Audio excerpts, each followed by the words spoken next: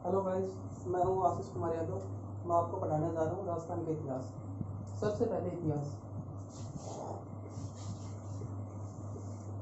इतिहास वर्ड जब हम सुनते हैं तो हमारे दिमाग में एक ही चीज़ आती है, पुराना। तो इतिहास का जो शाब्दिक अर्थ है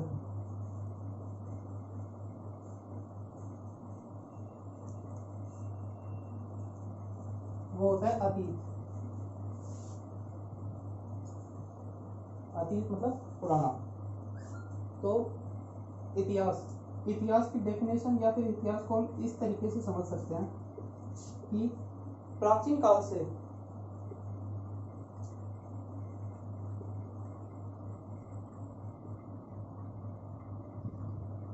वर्तमान तक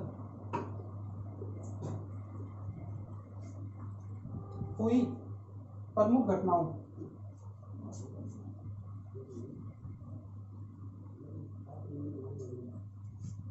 का तिथिबद्ध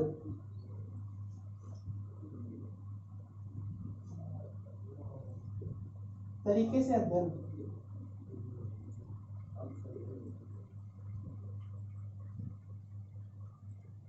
इतिहास के अंतर्गत होता है।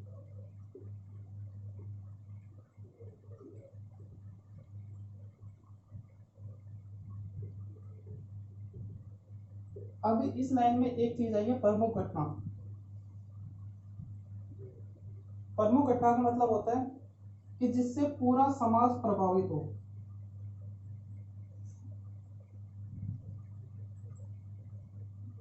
और समाज कैसे प्रभावित हो सकता है? कोई भी राजनीतिक घटना या कोई भी आर्थिक या कोई भी भौगोलिक घटना।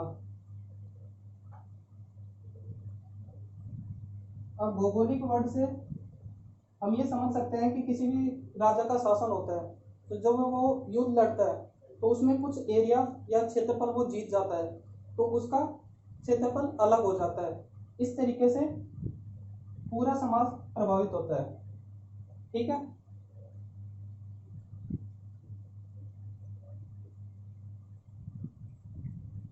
हमारा नेक्स्ट टॉपिक है हेरोडोटस।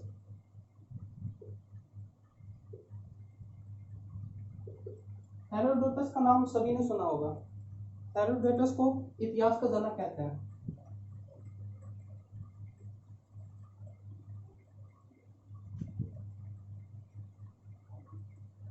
हेरोडोटस एक यूनानी था। इसने हिस्टोरिका नामक ग्रंथ या बुक लिखी। अब यहाँ पे दो वर्ड आए, एक तो हिस्टोरिका, एक यूनानी। तो पहले हिस्टोरिका पे बात कर लेते हैं।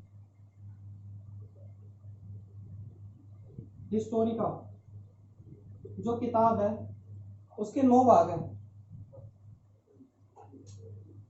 और हर एक भाग एक देवी को समर्पित है, यानी कि कुल 9 देवियों को समर्पित हुआ।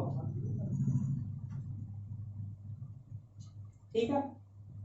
इसके अंतर्गत और क्या आता है? इसमें यूनान व फारस की लड़ाई का वर्णन है।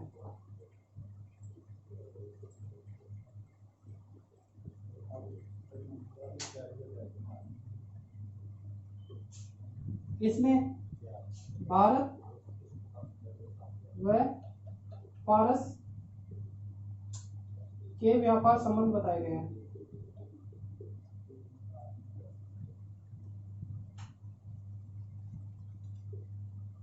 अब इसके अंदर दो वर्ड आए, एक यूनान और एक फारस।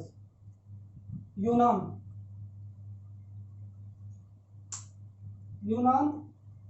वर्तमान ग्रीस जो देश है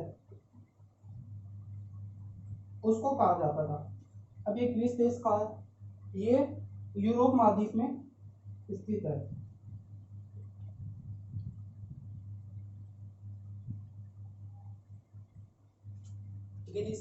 ग्रीस की जब बात आ गई तो इसकी राजधानी देख लेते हैं। राजधानी है एथेंस। एथेंस की राजधानी हो गई। इसका क्षेत्रफल हमारे तमिलनाडु राज्य जितना है।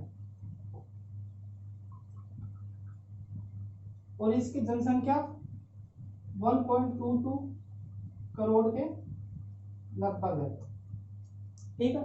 ग्रीस में एक बात बहुत इंपॉर्टेंट है, यहाँ पर 55% महिलाएं हैं और 45% पुरुष है। ठीक। अभी नेक्स्ट चीज है फारस। ये फारस क्या है? फारस मुख्यतः ईरान को बोला जाता है, बोला जाता था, तथा इसमें पाकिस्तान, अफगानिस्तान,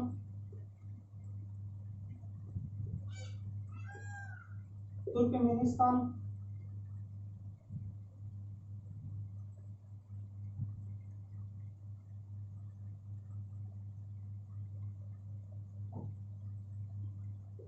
व मिस्र का कुछ भाग आता है। ठीक है। अब थोड़ी सी बातें हेरोडोटस पे कर लेते हैं, इसके बारे में देख लेते हैं। हेरोडोटस का जन्म 484 ईस्वी पूर्व को यूनान में हुआ। यूनान के अंतर्गत एक शहर है हेलिकार्नासस, इसके अंदर हुआ। इसको इसके चाचा ने छोटी उम्र में ही घर से बाहर निकाल दिया था, जिसके कारण ये जगह जगह घूमता रहा। इसने अपनी जो बुक है स्टोरी का,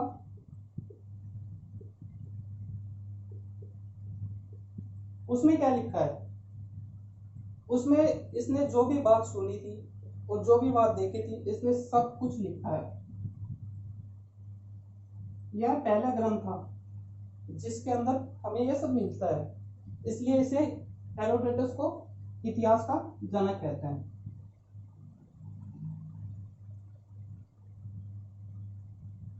अब बात करते हैं भारतीय इतिहास की।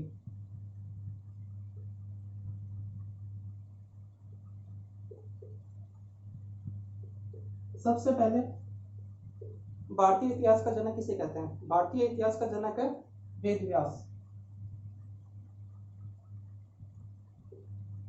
जिनका जन्म कहाँ हुआ था? नेपाल में। और जिन्होंने क्या लिखा था? भारत का महत्वपूर्ण ग्रंथ महाभारत की रचना की थी। कहाँ की थी? पुष्कर झील के किनारे।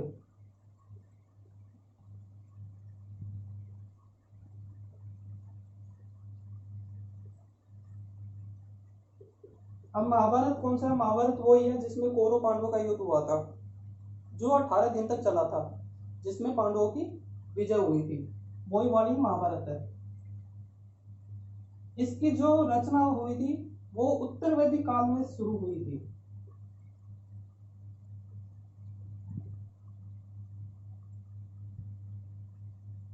और इसको जो वर्तमान स्वरूप है वो गुप्त काल में मिला था।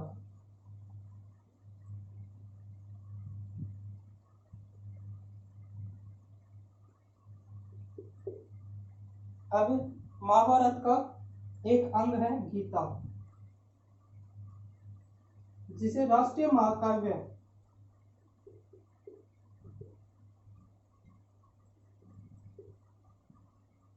का दर्जा प्राप्त है। अब थोड़ी गीता की बात कर लेते हैं। गीता क्या है? गीता वही है जो कोर्ट में जाता है तब जज शपथ नहीं जाते हैं कि बोलो, जो भी बोलोगे सच बोलोगे, सच के सिवा कुछ नहीं बोलोगे, वो है गीता। गीता दिवस। गीता एक ऐसी एकमात्र पुस्तक है जिसका दिवस मनाया जाता है, और वो दिवस होता है 13 दिसंबर को।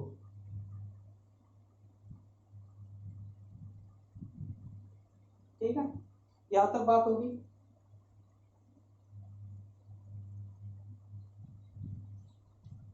अब बात आती है राजस्थान के इतिहास की।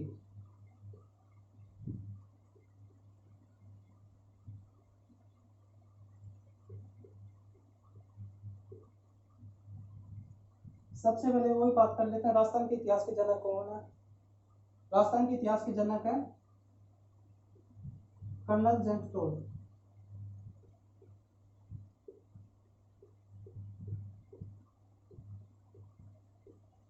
कर्नल जेम्स टोड का जन्म 20 मार्च 1782 को लिंगटन इंग्लैंड में हुआ। इंग्लैंड में हुआ। ये भारत कब आए? ये भारत आए 1799 ईस्वी में, और भारत से कब से गए? 1823 ईस्वी में। इनकी मृत्यु कब हुई? इनकी मृत्यु हुई 17 नवंबर 1835 ईस्वी में। इनकी ये मृत्यु हो गई। ये तो हो गई इनकी बेसिक जो इंफॉर्मेशन है वो। अब बात करते हैं इनकी रचना की। इन्होंने कौन कौन सी किताबें लिखी हैं।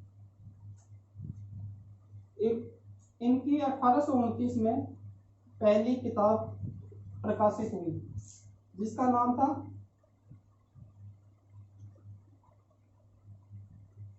एनाल्स। कई कई जगह एनाल्स भी लिखा मिलता है। And antiquities of Rajasthan. ये पहली पुस्तक थी जिसमें राजस्थान शब्द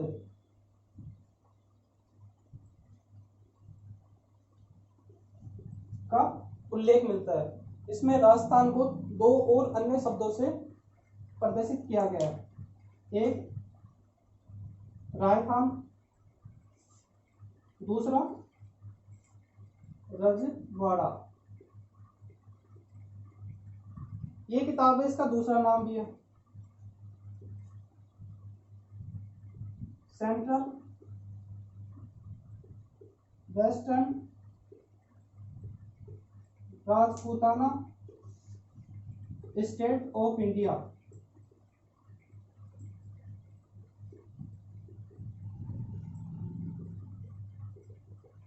स्टेट ऑफ इंडिया।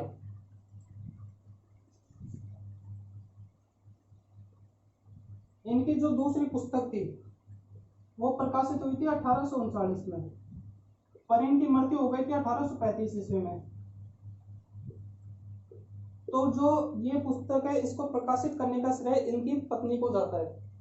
इनकी पत्नी ने ये बुक पब्लिश की थी, करवाई थी। तो दूसरी बुक का नाम है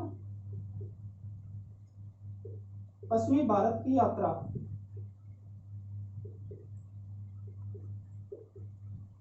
the travels in western India. ठीक है, ये हो गई इनकी बुक। इनके नाम के साथ एक और चीज जुड़ी हुई है, मानमोरी शिलालेख।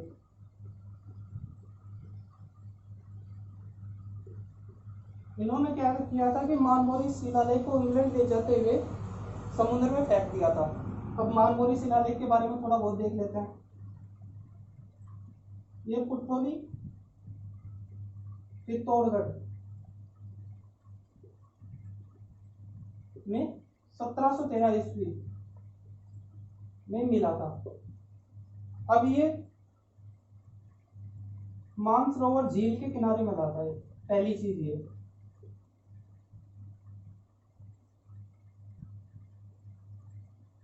दूसरी, इसमें अमृत मंथन,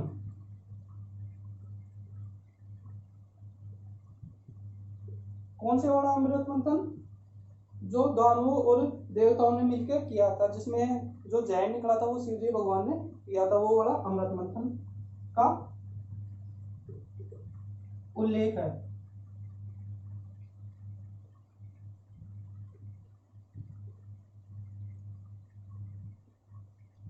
तो इस प्रकार से ये था अपना राजस्थान के इतिहास का बेसिक नॉलेज। कल से हम इनके अन्य टॉपिक इतिहास के वो देखेंगे। अगर आपको ये वीडियो पसंद आ रही है तो वीडियो को लाइक करें, और ज़्यादा वीडियो चाहिए तो चैनल को सब्सक्राइब करें। धन्यवाद।